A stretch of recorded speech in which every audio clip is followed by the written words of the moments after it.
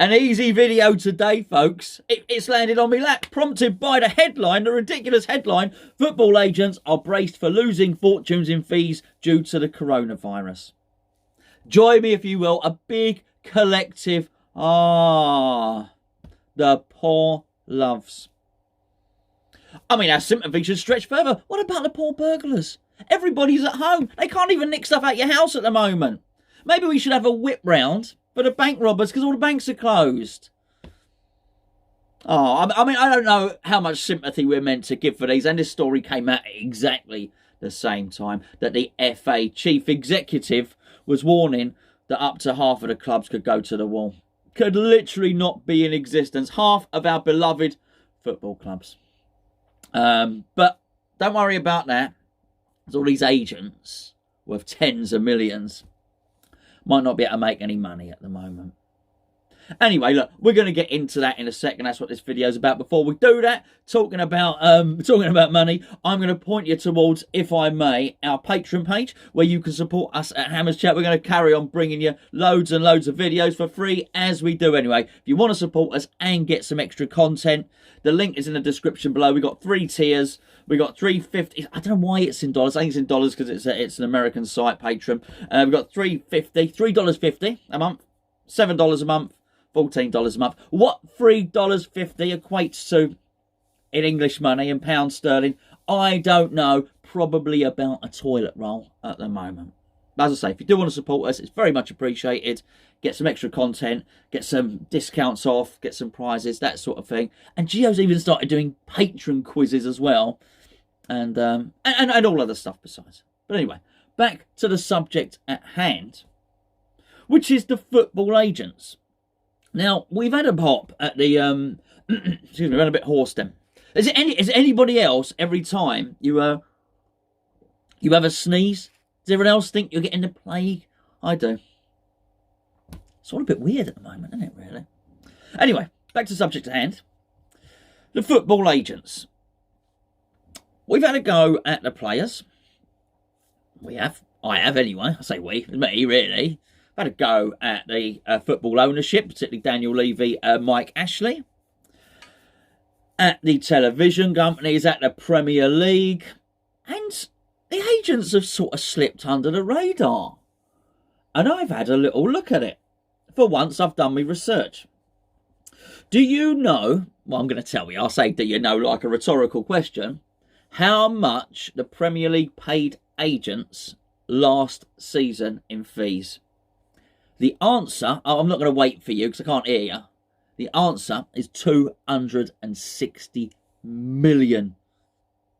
Pounds, not dollars or toilet rolls, by the way. 260 million. Money that our game will not get back. I'll take you to the bits you want to know, which is the highest, the lowest, and the West Ham. West Ham, where are we? 14 million in agents' fees. I mean, it's absolute lunacy. Liverpool, 43 million they spent in agents' fees. That's the amount we paid on our record ever signing. Liverpool paid in agents' fees. Now, I'm not doing this to dig Liverpool out or anybody else here. This is all about the agents. I would really dearly love to see some agents giving something back here. And if anything positive can come out of this situation we're at the moment, it's that I would like the clubs and the players and maybe the PFA to get together and to try and claim this money back for the game. Because we have got a situation now where, let's go with Tottenham, because Tottenham have done it.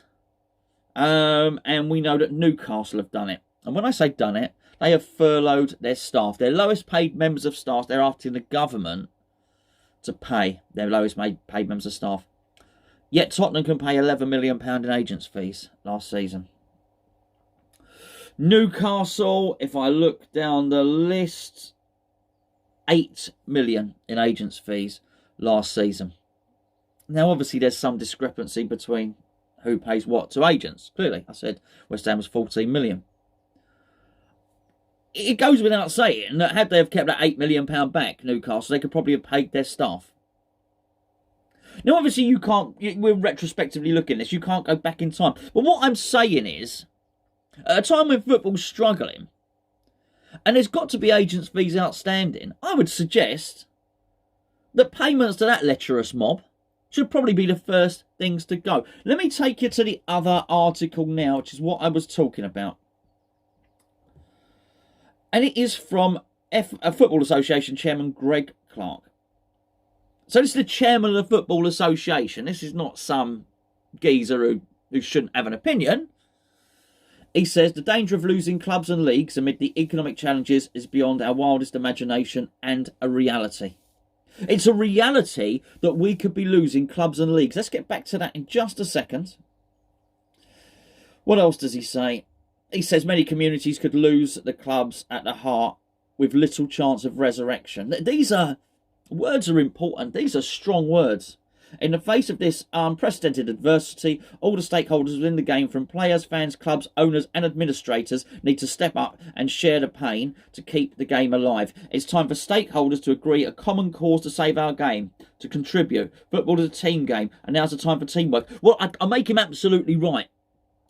But even Greg has missed out exactly what I said, which is stakeholders within the game. Players, fans, club owners and administrators. Even he's left out the agents, because the agents are not seen as a force for good in the game. They're just taking money out. They're like a tick. They are like a tick on the side of the game, just sucking out blood. And I tell you what, it is time for it to stop. Because what he's talking about, in the article, he's talking about wages being furloughed. He's talking about clubs disappearing. And when he says clubs, he also says leagues. Now, this doesn't look like it's about to finish anytime soon, this current situation. Myself and Gio are going to do a cup of tea tonight. We're going to talk about the share issue at West Ham. I've already recorded a video a couple of days ago, which I'll be putting out tomorrow, where I'm going to talk a little bit more about that subject and touch on UEFA and FIFA, which I feel is quite important at the moment. But clearly there's a desire to get football up and running as quickly as possible. It ain't going to happen anytime soon. I had this conversation the other day. With a friend who was looking to, he'd been offered at Sky TV, he'd been offered to postpone his Sky Sports package, and he only had the Formula One, postpone his Sky Sports package, and then he could have the movie package, the film, the Sky movies, is that what it's called, instead. And he turned around and he said, I don't want the Sky movies, I want to cancel the sport package of Formula One. And they said, oh no, you can't do that, you can only postpone it. And he made a good point. He said, what do you mean postpone? What do you think? They are going to be flying people around the globe to start racing around a track? There's going to be no Formula One this season. There might be a Formula One next season. And I made him absolutely right. Because going back to this, it is really a case of, when he says teams disappearing, he also says leagues. I wonder, come the end of this, if there is going to be a League Two or a League One. We had already lost Bury, by the way, before any of this stuff had happened. I'd imagine we'll be seeing the first clubs go to the wall pretty soon. I don't think anybody on here is going to disagree that we might lose one or two clubs. Now, if we can lose one or two clubs, you'd also have to accept that there's possibly 9 or 10 in a similar situation. If there's 9 or 10, there's possibly 20 or 30. My point being that we could lose a couple of divisions.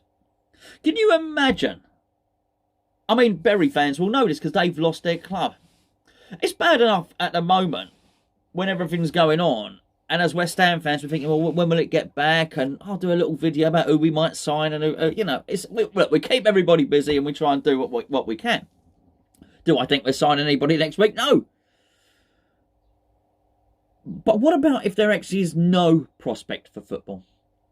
What about actually when all this is said and done and the country's back on its feet again, you don't have a football club? Because what Greg Clark said was with little chance of resurrection. What he means then, even if you lose your club, you're probably not going to get it back. There are going to be no investors when all this is over. Everyone but the biggest company, that maybe Amazon's doing all right or whatever, maybe Tesco's is doing all right.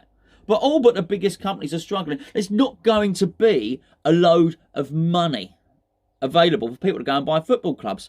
Even the people that are oil rich at the moment, they're still pulling the stuff out of the ground as quickly as they were before. But they can't sell it. That's why the price at the petrol pumps is so low, because no one's filling up their car, because no one's going anywhere. People are just not going to be buying football clubs. So it's not a case of your club goes into administration. Pick your local club. Pick, whatever your local club might be to you. I use Aldershot as, or whatever. We could do Reading, which is not far from here. The local businessman, if Reading goes under, the local businessman is not going to go and take over Reading, which is what traditionally happens. The local businessman is now skint. The local businessman may well have lost his business. But all of these clubs that are in danger, and I'm not even talking about millionaire players anymore. I am talking about the player that earns a little bit of money. The player that earns whatever. There are players that earn 700-800 quid a week. All right? That's it. And all of us are in the same boat at the moment. I basically don't have a job at the moment because I'm self-employed. Apparently I might get some money in due. That's what happens here. There are people at football clubs who are getting laid off, furloughed of 80% of their wages, but they also have the prospect of no job at all. When it all finishes, their club might go under. Then they're not even furloughed. Then they're basically just on universal credit. This is where it is. So we're not talking about Cristiano Ronaldo here, who might have had, whatever, he's got a mansion or something like that. They're just people with a mortgage. They're just regular people. And all the while this is going on, agents have taken £260 million out of the game. My understanding is the other day the Premier League sanctioned 125 million to go down to the lower leagues. That's basically less than half of what the agents got last year from the Premier League. That money could keep the lower league teams going.